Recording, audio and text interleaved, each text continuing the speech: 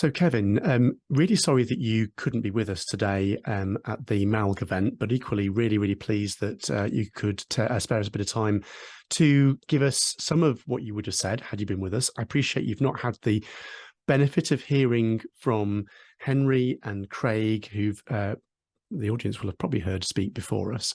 But at the same time, I know you're aware of the document that came out from the CSA, Wide of the Mark, and we'd love to hear from you today, really, about what DEMSA members' view of it is. I know Lee and the guys at MALG Northeast, when they put this together, were trying to focus on whether debt advice is delivering value for everyone. I've been very much involved in the CSA's work, obviously, while I was there in all of this, so I have my views also, and it's a great shame we won't be able to get you to speak with us at the panel session later.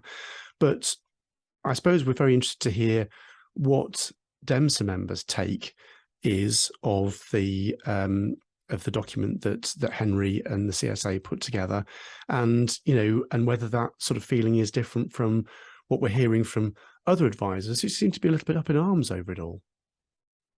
Yeah, I'm disappointed not to be able to make the event, Peter, but thank you for the opportunity today to get our point of view across. I think it's been a very interesting one because I think DEMSA and its membership very much support some of the key messages that are in there, and Henry makes some very strong points about the necessity of having high quality debt advice, which is something we really support. And you will remember when the Wyman report came out, it supported high quality standards for debt advice and for debt advisors themselves. And that's led to the CSA supporting the sector with things like apprenticeship schemes, which I think are very important. So I don't think there's any doubt in that with regard to things like the Money and Pension Service national awards, where they're going to be subject to quite stringent quality assurance, it's something we very much support. It's been very much to the fore. And I think Henry's made that point, that the commercial sector has been subject to a lot of regulatory scrutiny, had to step up to the mark, improve significantly not only the debt advice, but all of the customer experience elements that have gone along with it that bring us to today with the consumer duty and all the things that sit around that, and new regs to bring in things like statutory debt repayment plans, and from May 2021, breathing space. So I think on that front, I 100% align really with the view that quality is important. I also feel quite strongly that there should be a correlation between the investment that goes into the debt advice sector and the outcomes that come out of it. And it isn't easy to navigate your way through the number of debt advice sessions completed by channel, by provider, and relate that to, does all the levy funding, fair share funding, and other sources of funding result in better outcomes, more volume of consumers dealt with? And that is a bit of a minefield to actually navigate yourself through. Conversely, I also think that creditors should more uniformly contribute into this, where we're going through a cost of living crisis. And there are overwhelming messages coming out from the likes of the UK regulatory network, which includes the FCA, the Ofgems, Ofwats of this world, that there needs to be more consistent journeys for consumers into debt advice, and as a consequence of that, should it only be one or two channels that are actually funding that? And I think that's certainly what we undoubtedly will have heard from Henry already today. What about the accountability?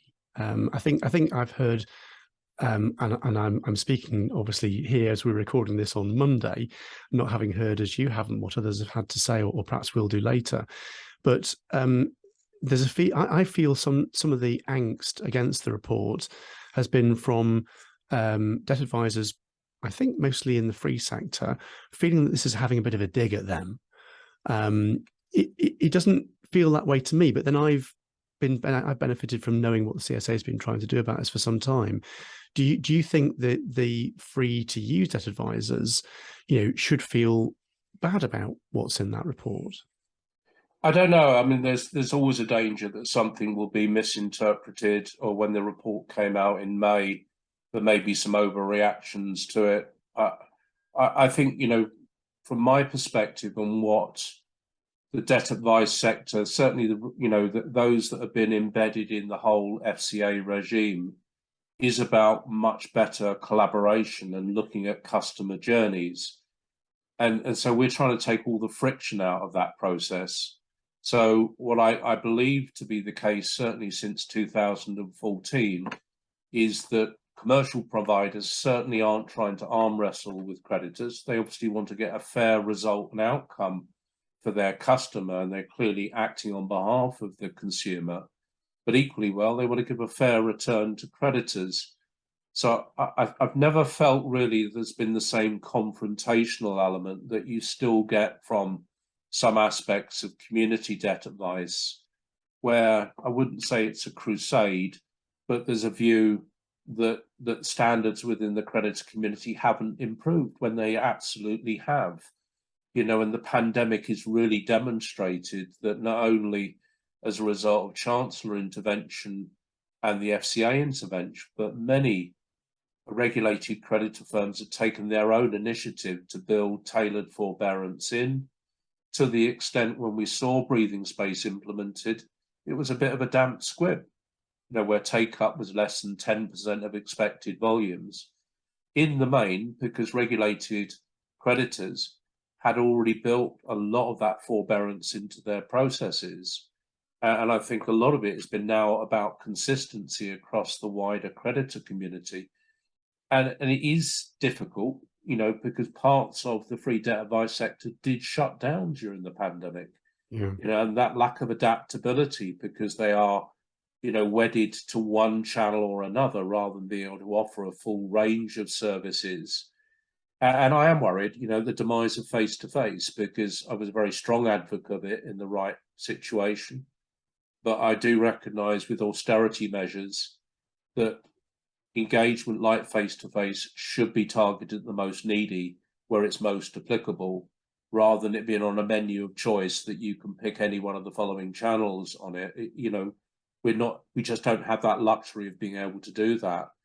And in many respects, when you look at the comments that supply is not running with demand, that hasn't been the case through the pandemic, and it's been exceptions like PayPlan who've seen significant rises in creditor referrals, where that is demonstrating that good collaboration, not just signposting, is paying dividends, where it's the creditors taking proactive initiatives to try and find the right customers who are better suited to debt advice than debt recovery.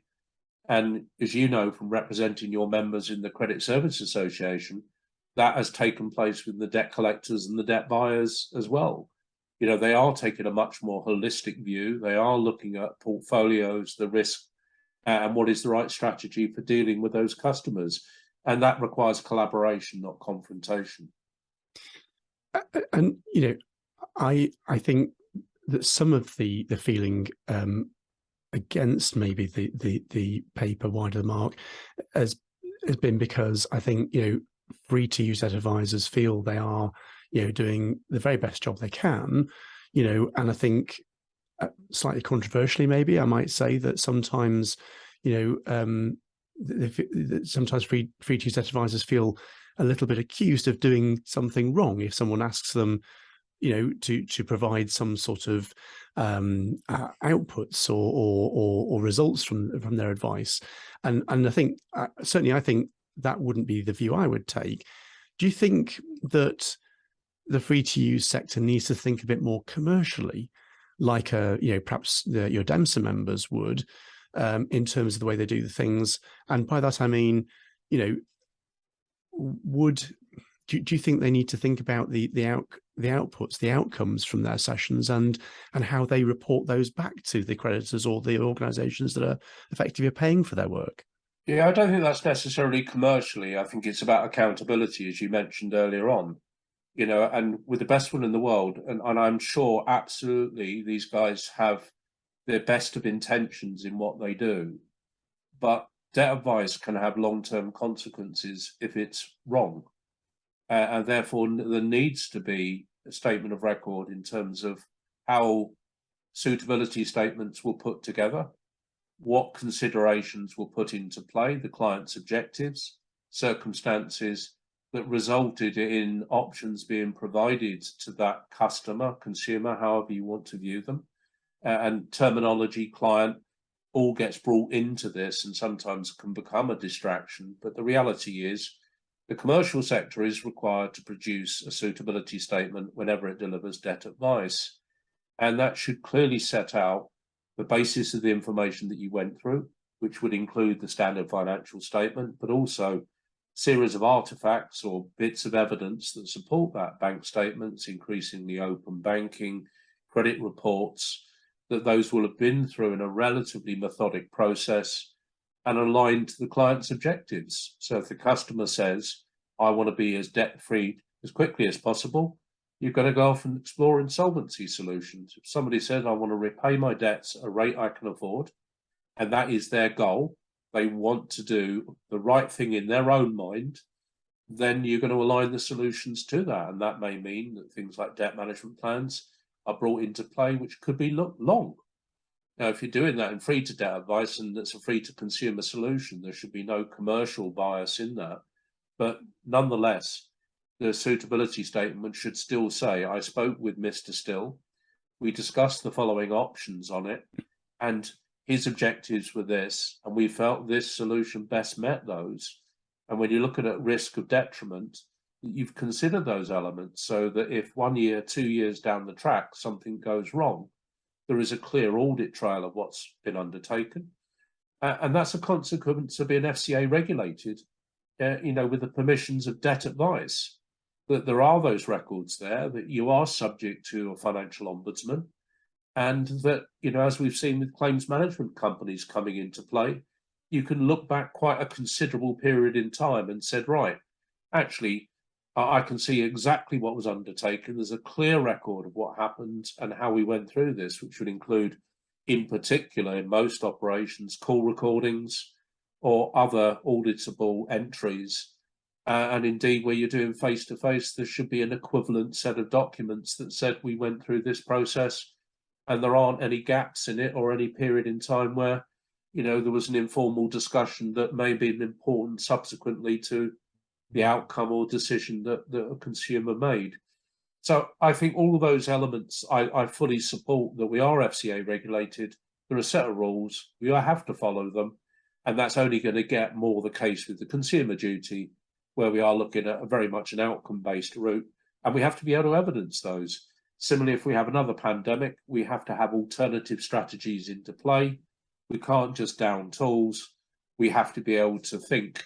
And that's probably where, in the commercial sector, investment, financial resilience, you know, all those things around wind down planning are important, because everybody was polled every 3 months to say, did you put anybody on furlough? Did you have to do anything unusual? Yeah. Did you have hybrid working? What did you do differently? Did you change your policies? How did your operational resilience work? And all those things are sort of bread and butter to organisations that are set up as commercial businesses, not necessarily for profit, but where that evidence has to be available from the, you know, the top of the business all the way down to the frontline staff. And the conduct rules lay that out pretty clearly. What difference do you think consumer duty will make to all this? Will it make a difference, or you know, I'll ask you a question next in terms of how creditors and perhaps the debt buyers feel about where the money is spent that's charged by the levy rather than the fair share. But do you think the transfer of information backwards and forwards between, say, a creditor who refers a case and maybe, you know, the outcome coming back to the creditor? I mean, currently that's all sort of wrapped up, and I'm asking too many questions in one here, apologies, but currently that's all wrapped up in GDPR issues. But, you know, do you think consumer duty makes a difference to what wider the remark might be trying to get at?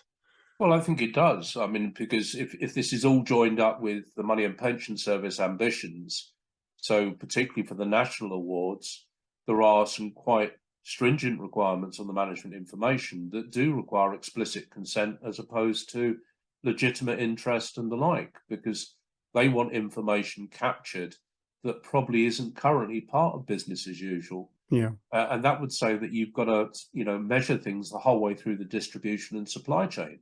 So it's not unreasonable for a debt buyer referring a case through to, in an integrated way, to a debt advice provider to know what the outcome of that is and whether the activities they're taking are in the client's best interest. Should I pursue that through collection, or is it the right thing to do to actually, put somebody in the hands of a specialist who can take a holistic view, because I determined this person had 7 debts rather than just 1. Or indeed, if you look at it with some of the bigger debt buyers, they may already have 7 of those debts as a result of that acquisition. And is providing a holistic solution through a debt advisor actually the right thing to do? And that in itself, I can see as a challenge coming out of value for money, which is if there's an inflexible model for paying fair share and the like, and more clients are going digitally, and that digital engagement's been facilitated by a creditor who has 4 or 5 accounts, would you expect there to be a different tariff? I probably would. With the preponderance now of open banking, variable payments and the like, the consequence of things like statutory debt repayment plans will mean you're going to have to cut your cloth, you're going to have to become leaner, you're going to have to become more efficient. Now, that's really only targeting the debt solution providers who hold client money. So what I think is there's been a disproportionate amount of activity in that space, which was evidence from the original deep dives by the FCA, but to a very small number of companies.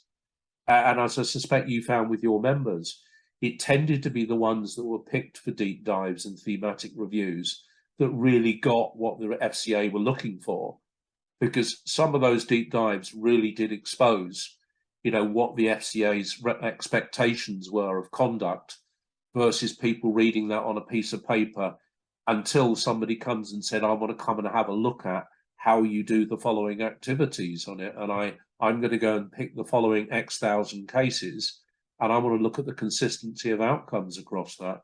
So I have to say, I didn't take a particularly good view of some of the pushback from community debt advice against what the Money and Pension Service were trying to do in terms of quality standards.